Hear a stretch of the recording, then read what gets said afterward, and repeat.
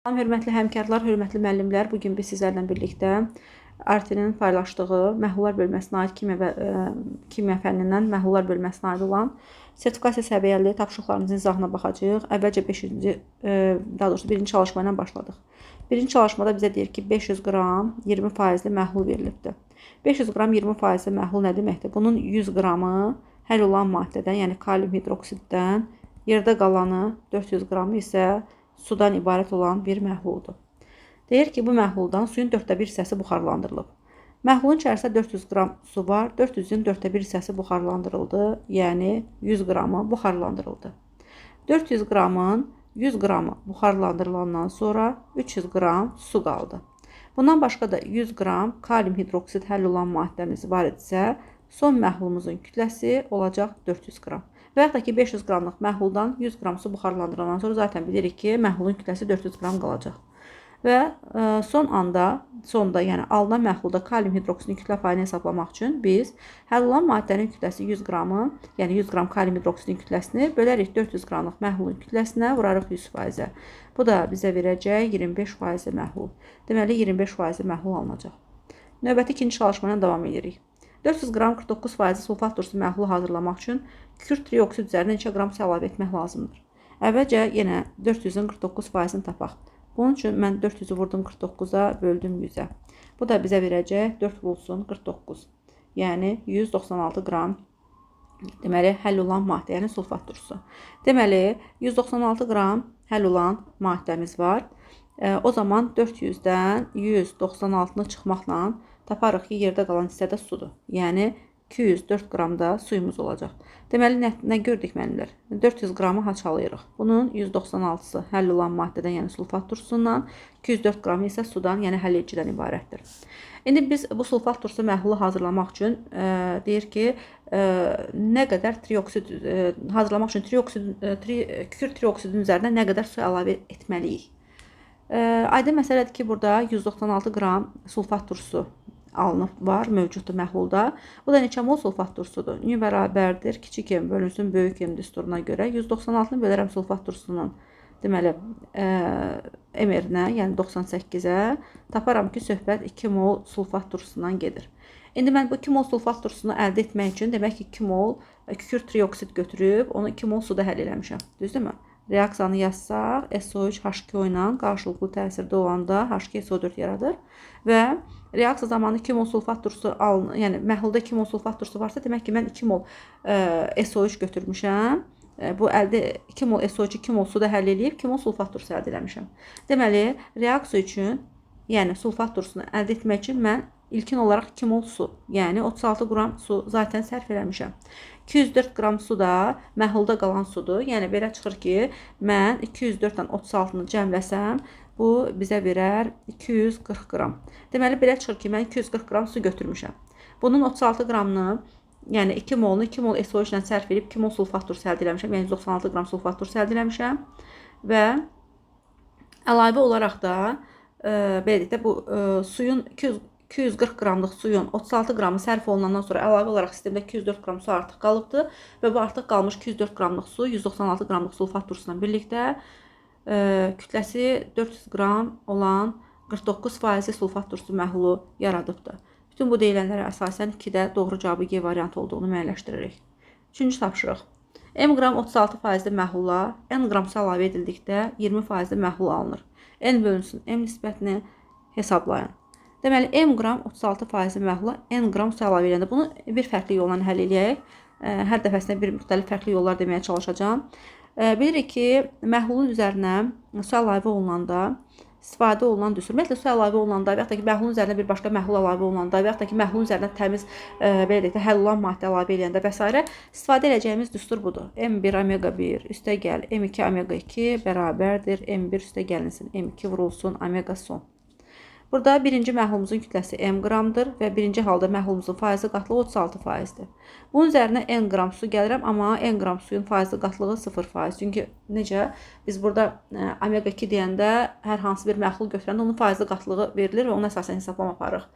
Təkcə su əlavə eləmişiksə sistemə, su faizli qatılıq verməz. Yəni onun içərisində həll olan maddə yoxdur zaten. Ona görə onu 0% qəbul edirik. Əgər təmiz həll olan əlavə eləsək, məhlulsuz, təmiz həll olan maddə, onu 100% qəbul edirik. Hər hansı bir müəyyən faizli, müəyyən kütləli məhlul əlavə olunanda MK omega 2 yerində onları gətirib qeyd edirik. İndi əlavə elədiyimiz maddə sudur, faizli qatılığı 0-dır, amma kütləsi n qramdır. Bu bərabər olacaq M1 ilə M2-nin cəmi, yəni M qramla N qramın cəmi vurulsun 20%-ə. Buradan tənliyə həll etsə, burada 0 verir bizə. Deməli, 36M bərabər olur 20M. Üstə gəlinsin 20N-ə. Davam eləsək hesablamamızı 16M bərabərdir 20N-ə. Və buradan N bölünsün M nisbəti bərabər olacaq 16 bölünsün 20-yə. Bu da bizə verər 0,8. Doğru cavab A variantını göstərilir. Başqa bir yolla necə həll edə bilərik? Xaç sulu və yaxud da diagonal sulu deyə bilərik. 36% məhlulla 0% suyu qarışdırıb 20% məhlul hazırlamışıq. Böyükdən kiçik çıxıb əks tərəfdə yazacaq. 36-dan 20 çıxdıq 16, 20-dən 0 çıxdıq 20. Aha. Deməli, M qram 36% məhlulu təmsil edir, N qram 0% məhlulu təmsil edir. Deməli, M üçün 20, N üçün 16 nisbət olaraq 20-nin 16-ya, yəni M üçün 20 nisbət, N üçün 16 nisbət, yəni kütlə nisbəti qəbul eləmək olar. İndi bizə N-in M-ə nisbətini soruşduğuna görə N bölünsün M nisbət şəklində 16 bölünsün 20, yəni 0,8 verəcək. Başqa bir həll yolu. M qram 36% məhluldur. M qram 36% məhlul, onu da biraz buradan yazaq. Biraz balacalaşdıraq ekranı. Aha, buradan yazaq. M qram 36% məhluldur. Bunun 0,36 M-i həll olan maddədir. Yerdə qalanı sudur. Bu məni maraqlandırmır. Hələ ki su haqqında heç bir şey yazmayım. Yerdə qalanı sudur. Və bu məhlulun üzərinə 20%, daha doğrusu N qram su əlavə ediblər və 20% məhlul hazırlayıblar. Son məhlulum 20% olub, düzdürmü? 20% məhlul nəyə bərabərdir? Düstur nədir? Faizli qatlığı tapmaq üçün həll olanı bölürük, məhlulun kütləsinə vururuq 100%-ə. Həll olanım 0,136 M-dir. Məhlulum M qram idi. Əlavə olaraq N qramda su əlavə olundu. Sistemə su əlavə olunanda və ya su buxarlandırılanda yalnız məxrəcdə nəzərə alınır. Duz əlavə olunub, duz çöktürüləndə həm məxrəcdə, həm də sürətdə bunu nəzərə alacağıq. İndi burada su olduğuna görə təkcə məxrəcə nəzərə aldım. Vurdum 20%-ə. 20 ilə 100 ixtisar getdi, qaldı 5. 5-i vurdum 0,136-ya. 5-i 0,136-ya vuranda elədi 1,8M. 1,8M bərabərdir M üstə gəl N-ə. Buradan tənliyə həll eləsək 0,8M bərabərdir N-ə və buradan göründüyü kimi N-in M-ə nisbəti, baxın, N bölünsün M bərabərdir 0,8-ə. Yəni, hər üç yolun üçünü də sınadıq və beləliklə, yəqin ki, hərəsi sizə ayrı-ayrılıqda aydın oldu. Ümidvaram ki, belədir. Növbəti 4-cü tapşırıqla izahımıza davam edirik. Bu hissələri pozaq. Rahat olsun. Deyir, müəyyən temperaturda maqnezium sulfatın suda doymuş məhlulunda 31 qram oksigen atomuna 50 qram hidrogen atomu uyğun gəlir. Deməli, bizə məhlul veribdir. Məhlulun içərisində həll olan maddəmiz var, maqnezium SO4. Məhlulun içərisində su var, H2O. Və bizə deyir ki, maqnezium sulfatın suda doymuş məhlulunda 31 qram oksigen atomuna 50, daha doğrusu 31 oksigen atomuna, üzr istəyirəm, qram yox, 31. 31 oksigen atomuna 50 hidrogen atomu uyğun gəlir. Deyək ki, bizə x mol maqnezium sulfat verib, y molda su veribdir. X mol maqnezium sulfatda 4x qədər oksigen atomu var. Y mol H2O-da isə y qədər oksigen atomu var. Hidrogen atomlarına gələndə maqnezium sulfatda zaten hidrogen yoxdur. Yəni, mən burada nəyə görə maqnezium SO4 H2O dedim? Çünki məhlulsa təbii ki, məhlulun içərisində duz olacaq, bir də su olacaqdır. Ona görə də duz və suyu hərəsini ayrı-ayrıda yazdım və mollarını, bu yazdığım qarşısına yazdığım təbii ki, mollarıdır. Və dediyim kimi 4x üstə gəlsin y qədər oksigen atomu gördük biz bu qarışıqda. Hidrogen atomu isə 2y qədər gördük mol olaraq. Və deyir ki, 31 oksigen atomu var. Yəni 4x üstə gəlsin y-imiz 31-dirsə, hidrogen atomları 50-dir. Deməli, 2y-imiz 50-yə bərabərdir.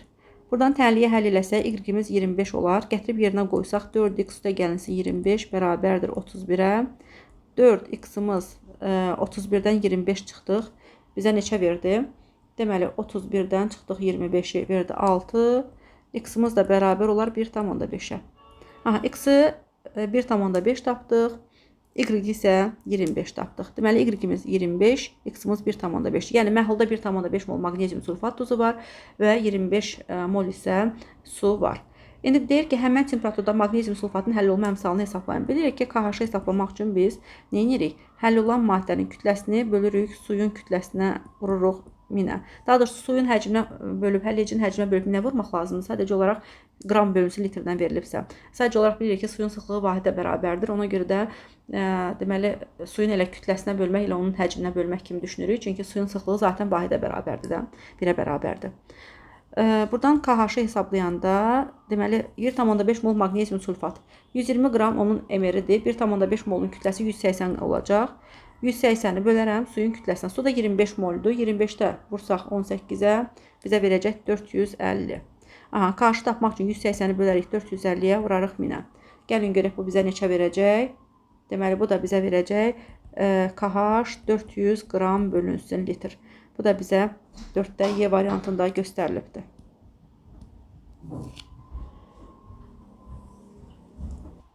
Növbəti 5-ci çalışma ilə izahımıza davam edirik. Deyir ki, 178 qram 10% natrium hidroksid məhluluna 23 qram natrium əlavə edilmişdir. Alınan məhlulda natrium hidroksidin kütlə payını hesablayın. Deməli, yenə bizə verib 178 qram 10% məhlul. Burada həll olan maddəni tapırıq. 178-in 10%-ni tapıram. 178-i vururam 10-a, bölürəm 100-ə. Eləyir 17,8 qram. Deməli, həll olan maddə. Ümumiyyətlə, məhlul məsələlərində bizə verilən faizi hesablamaqla məhlulda olan həll olan maddənin kütləsini rahatlıqla hesablaya bilərsiniz. Demək ki, 17,8 qram həll olanımız var və burada suyu hesablamayacağım. Niyə? Başqa yolla gedəcək. Çünki natriumun üzərinə su gələcək. Çünki sistemə gəlib natrium əlavə ediblər. Reaksiya zamanı natrium hidroksid və 0,5 molda H2 ayrılar. Və biz bilirik ki, 23 qram natrium sistemə daxil olunanda o 0,5 mol H2, başqa cür desək 1 qram hidrogen qazı ayırır. İndi burada da zaten 23 qram natrium əlavə olunub sistemə, demək ki 1 qram hidrogen qazı ayrılıbdır. Aha. Və nə qədər natrium hidroksid yaranıb? 23 qram natrium 1 mol natrium OH yaradır ki, hansı ki bu da 40 qram natrium OH eləyir. Deməli mən sonda nə gördüm? Son yazıram. Zaten 17,8 qram həll olanım var idi. Yəni 178 qram 10%-in içərisində 17,8 qram zaten həll olanım var idi. Əlavə olaraq 40 qram da natrium hidroksid əlavə olunsa sistemə, deməli sonda həll olan maddəmizin kütləsi oldu 57,8 qram. Bu oldu mənim həll olanım. Bəs məhlulum nəyə bərabərdir? Daha burada filan qədər su var idi, filan qədər su. Onlar uzun-uzadı hesablamalarda vaxtımızı çox alacaq. Ən rahat yol məhlulun son anda kütləsini hesablamaqdır. Məhlulun kütləsini necə hesablayırıq? Məhlulun kütləsini tapmaq üçün deməli belə bir qaydadan istifadə edək. Əvvəlki məhlulumuz 178 qramdır, əla. 178-in üzərinə 23 qram natrium əlavə eləmişəm. Deyirəm, nəyə gözəl, məhlulum olub 178 üstə gəlir girmiş, amma sonra baxıram ki, yox. Əgər reaksiya zamanı çöküntü və ya qaz əmələ gələrsə, əmələ gələn çöküntü və qazın kütləsi məhlulun ümumi kütləsindən çıxılmalıdır. 178 qram məhlulum vardı, 23 qram natrium əlavə elədim. Sevindim, nə yaxşı, məhlulumun kütləsi 178 üstə gəlir 23 olmalıdır. Amma görürəm ki, yox, elə deyil. Nə qədərdir? 178 üstə gəlir 23-dən hələ ayrılan hidrogen qazında çıxacaq. Nə qədər hidrogen qazı ayrılmışdır? 1 qram. Deməli, məhlulun ümumi kütləsi olacaq 200 qram. Məhlulun kütləsi 200 qramdır, həll olan da burada 57,8 qramdır. Zaten bir həll olanı tapmışdıq. O zaman son məhlulda natrium OH-ın deməli, kütlə payını hesablamaq üçün həll olan maddənin kütləsi 57,8-i bölərəm məhlulun kütləsi 200-ə, vuraram 100%-ə. Buradan 200 ilə 100 ixtisar gedər, qalar 2 məxrəcdə. Beləliklə 57,8-i 2-yə bölməklə məhlulda həll olan maddənin kütlə payını hesablayaram. Bu da 28,9 qram olacaq. Doğru cavab C variantında göstərilibdir. 6 ilə davam edirik. Deməli, eyni həcmli birinci və ikinci məhlulların qarşıdırılmasından alınan məhlulda natrium hidroksidin molar qatlığını hesablayın. Deməli, necə eləyəcək? Deməli, bizə veribdir birinci məhlul, ikinci məhlul və belə deyək də, düsturumuz var, bunu hamımız bilirik. S bərabərdir 10 rho omega bölünsün M. Molar qatlığının hesablama qaydası. Birinci qabda natrium hidroksidin molar qatlığını hesablamaq üçün neyərik? S1-imiz bərabər olacaq 10 vurulsun rho, yəni 1,2 vurulsun omega, yəni 20 bölünsün natrium hidroksidin M-ləri, yəni 40. Bu oldu mənim S1-im. S1-i hesablayaq, gəlin görək neçə bərabərdir. Onu vurduq 1,2 elədi 12. 12-ni 20 ilə 40 buradan ixtisar getsə, nəsə S1-im olacaq 6 molar. İkinci halda yenə, ikinci qabda da həmən o düsturu tətbiq edəcəm. Onu vuracam rho-ya, yəni 1,5-ə vuracam omega-ya, yəni 48-ə böləcəm M-ə, yəni 40-a. Onu 1,5-ə vursaq 15, 48 ilə 40-da ixtisar aparsaq, deməli hesablamamızı aparsaq, bizə verər, deməli molar qatlığı 18 malyar. Aha. Tapdıq nə? S1-im 6 malyardır, S2-im də 18 malyara bərabərdir. Aha. İndi biz bilirik ki, eyni maddələrin məhlulları qarşılanan zaman yeni əmələ gələn məhlulda həll olunan maddənin malyar qatlığını tapmaq üçün belə bir düsturumuz var. S1 V1 üstəgəl S2 V2 bərabərdir. V1 üstəgəlinsin V2 vurulsun S son. S1-imiz nədir? 6 malyar. Vururam məhlulun həcminə. Hər iki məhlulun həcmi eynidir. Çünki eyni həcmlidir. O zaman məhlulların həcmini bir x litrdən işarə eləyək. Üzərinə gəlirəm S2, yəni 18 vurulsun x bərabər olacaq V1 üstəgəl V2, yəni 2x vurulsun S son. S son haqqında məlumatım yoxdur. Buradan 6x-in üzərinə 18x gəlsək, 6 ilə 18-in cəmi bizə verəcək neçə? 24. 24-ü də 2-yə bölsək, x-lar zaten ixtisar gedir.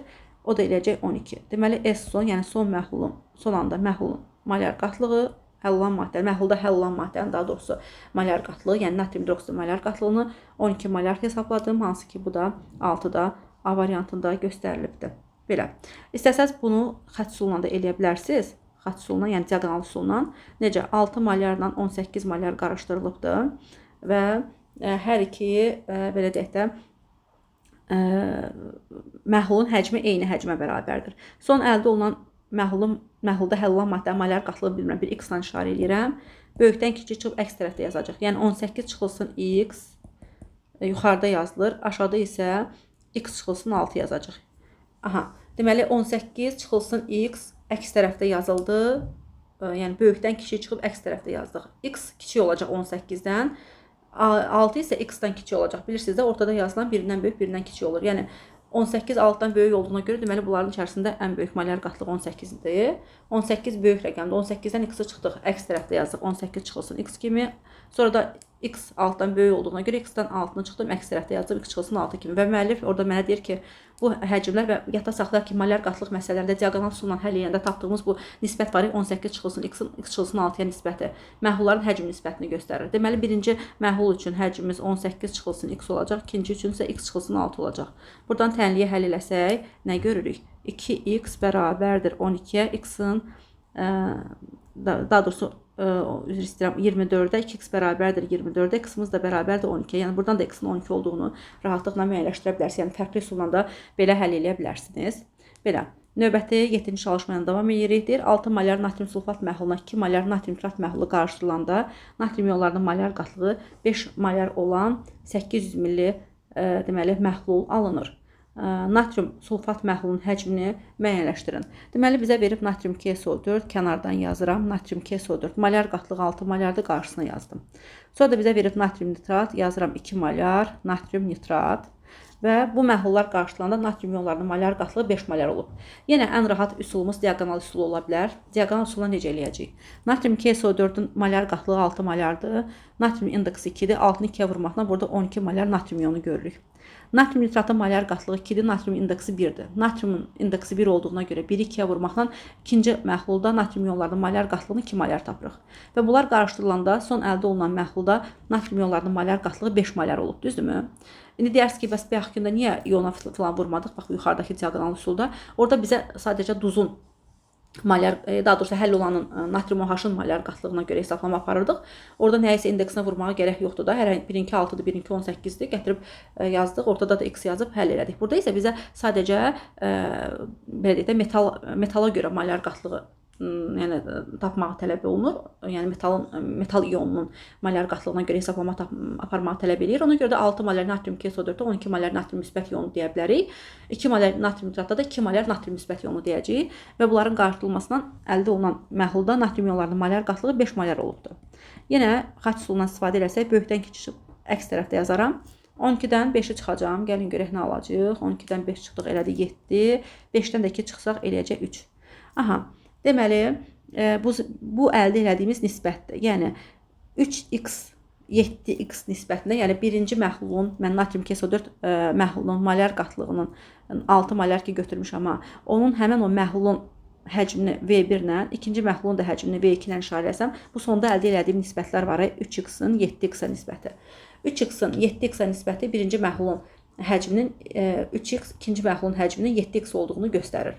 Yəni 3x nisbət birinci məhluldan götürsəm həcm olaraq, ikinci məhluldan isə 7x nisbət götürsəm, bu məhlulların həcmləri cəmi mənə 800 milli verəcək. Buradan 10x-im 800-ə, x-im isə bərabər olacaq 80-ə. Aha, x-imiz bərabər oldu 80-ə. Düzdürmü? Aha. İndi bizə deyir ki, deməli 800 milli x-i 80 tapdıq. İndi natrium sulfat məhlulunun həcmini hesablayın. Natrium sulfat məhlulunun həcmini hesablamaq üçün biz dedik ki, natrium sulfatdan 3x qədər götürməliyik. Həcm olaraq 3x qədər götürməliyik, düzdürmü? 3x qədər götürməliyik. X-imiz 80 isə 3x-imiz 80 vurulsun 3, yəni 240 olacaq. Deməli 800 millinin 240 millisi aiddir natrium 2 SO4-ə. Soruşsaydılar ki, deməli bəs natrium nitratın nə qədərdir həcmi? O da 7x idi. 7x-imiz da nəyə bərabərdir? 7 vurulsun 8. 80 daha doğrusu. 80-i də 7-yə vursaq 560 da olardı. Həqiqətən ikisini toplayanda görəcəksiniz ki, 800 verəcək bizə. Yəni bax bu şəkildə rahat hesablaya bilərsiniz. Bizə buradan tələb eləyirdi tapmağı natrium sulfat məhlulunun həcmini millilitrlə, o da 240 şəklində müəyyənləşdirdik. Belə. Tapşırıqla davam edirik. Bizə deyir 200 qram x faizi natrium hidroksid məhlulu verilibdir. 200 qram x faizi natrium hidroksid nə deməkdir? 200-ün x faizini tapsaq, bu bizə verəcək 2x qram natrium OH həll olan maddə kimi. Deməli 200 qramlıq məhlulun içərisində 2x qram natrium OH var. Nə qədərdir kütləsi bilmirəm, amma 2x qram olduğunu bilirəm. 300 qram, bir də 4,2 faizli bizə məhlul verib. 300-ün 4,2 faizini tapıram. Bunun üçün 300-ü vururam, 4,2-yə bölürəm 100-ə. Bu da mənə verəcək, deməli 12,6 qram həll olan maddə. Deməli burada da 12,6 qram həll olan maddə, yəni nitrat turşumuz var. Və bizə deyir ki, bu əsasla bu turşu arasında reaksiya həyata keçirilir. Deməli, natrium OH-la HNO3 arasında reaksiya həyata keçirilir.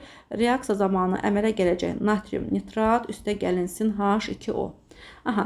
Və bizə deyir ki, reaksiya baş verib, reaksiyadan sonra deməli maddələrdən biri tam sərf olunub və alınmış məhlulda qələvinin kütlə payı duzun kütlə payından 2 dəfə çox olarsa. Aha, burada belə bir ipucu rastladıq. Nə deyir? Deyir qələvinin kütlə payı. Qələvinin kütlə payı o deməkdir ki, deməli birinci ki, reaksiya yazdıq natrium hidroksidlə nitrat turşusu. Demək ki, burada qələvə artıq qalıb ki, sonda mən bunu kütlə payından danışa bilirəm də. Demək sistemdə qələvə artıq miqdarda olubdur. Artıq götürülübdür. Necə tapaq bəs bu nə qədər olubdur əvvəldən? Normalda biz bilirik ki, 63 qram nitrat turşusu 40 qram natrium OH reaksiya üçün yəni sərf eləyir. Burada isə nitrat turşusu 12,6-dır və nitrat turşusu tam sərf olunacaq təbii ki. Maddələrdən biri tam sərf olunur deyəndə nitrat turşusu tam sərf olunacaq. Niyə? Çünki qələvi artıq qalıbsa, deməli natrium OH artıqdırsa, HNO3 deməli tam sərf olunub da. Onda gəlin görək 12,6 qram HNO3 neçə qram natrium hidroksid sərf eləyər. Buradan sərf olunan natrium hidroksidin kütləsini tapmaq üçün mən 40-ı 12,6-ya vuraram, bölərəm 60-ca. Çox güman ki 8 deməli qram eləyəcək. Deməli 8 qram nədir? Natrium hidroksid sərf olunubdur. 8 qram natrium hidroksid sərf olunubdur. Bunu kənardan yazaq. 8 qram natrium hidroksid sərf olunanımdır.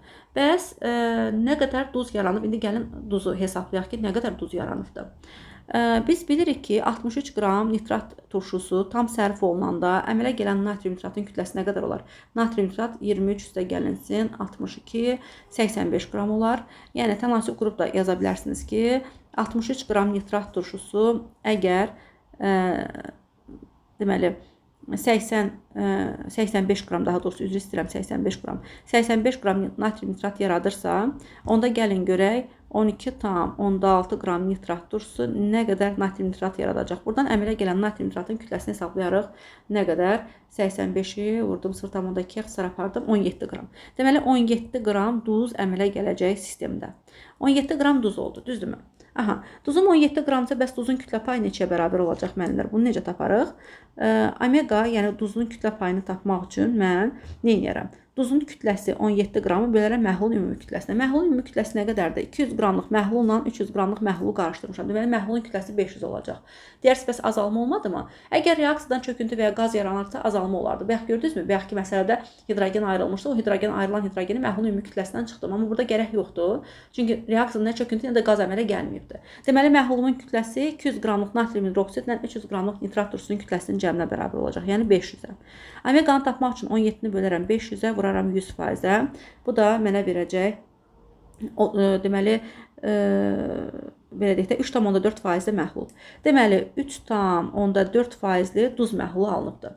Deyir ki, bu məhlulda Qələvinin kütlə payı duzun kütlə payından 2 dəfə çox olarsa, əgər mənim duzumun kütlə payı 3,4%-dirsə, deməli qələvinin kütlə payı bundan 2 dəfə artıq olmalıdır. 3,4-dən 2 dəfə artıq, deməli 6,8%-dir. Sonda qələvi məhlulu da müşahidə etmişik. Deyirsiniz ki, bu necə olur? Eyni bir məhlulun içində duzun kütlə payı, qələvinin kütlə payı ayrı hesablanarmı? Ola bilər, niyə də olmasın? Məhlulda 2 cürə həll olan maddəm var. Biri qələvidir, artıq qalmış qələvi, bir də duzdur. Hərəsinin kütlə payını ayrı-ayrı hesablaya bilərik də, düzdürmü? İndi gəlin buradan açıq yer götürək. Buradan da yerdə qalan hissəsini buradan həll eləyək. Necə? Əgər duzun kütlə payı 3,4%-dirsə, qələvinin deməli kütlə payı 6,8% olacaq. 6,8% bərabərdir. Artıq qalmış qələvini bilmirəm nə qədərdir. Elə bil ki, qələvinin bir hissəsi, yəni 8 qramı sərf olunubdur, bir qədər qələvə artıq qalıbdır. Artıq qalmış qələvim nə qədərdir bilmirəm. Bir x qramdan işarə edirəm və bunu da bölürəm yenə məhlulun ümumi kütləsi 500 qrama. Çünki bu qələvi məhlulun içindədir. Məhlulun da kütləsi 500 qramdır. Qələvinin kütlə payını tapmaq üçün mən nə edirəm? Həll olan maddənin kütləsini, yəni qələvinin kütləsini bölərəm ümumi məhlulun kütləsinə, vuraram 100%-ə. Buradan da yenə ixtisar aparsaq, xısımız bərabər olacaq. Deməli 5-i vurarıq 6,8-ə, ixtisar apardıq, oldu deməli 34 qram.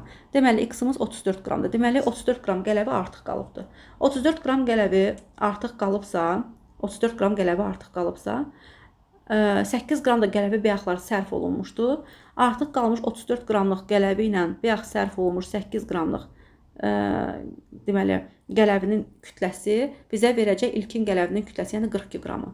Deməli ilkin halda baxın 34 ilə 8-in cəmi mənə verdi 42 qram. Deməli ilkin halda biz 42 qramlıq qələvi götürmüşük. İndi ilkin halda sistemdə 42 qram qələvi olubsa, onda mən ilkin məhlulda qələvinin kütlə payını bax x% ilə verib də burada tapmaq üçün nə edirəm? Mənə deyir ki, x hesabla. Onun üçün bax x-i tapmaq üçün mən bu qələvinin kütləsi 42 qramı bölərəm məhlulun ilkin kütləsi 200 qrama, vuraram 100%-də. O da mənə verər 21%-li məhlul. Deməli ki, sizə kömək oldu müəllimlər. İnşallah ki, xeyrinizə yaradı. Bir də xatırlatma eləyirəm ki, sınaq qruplarımız açılıbdır. Orada sınaqlar işləyirik hər gün. Dərs izahlarımız olur. Həftədə 4 dəfə dərslərimiz.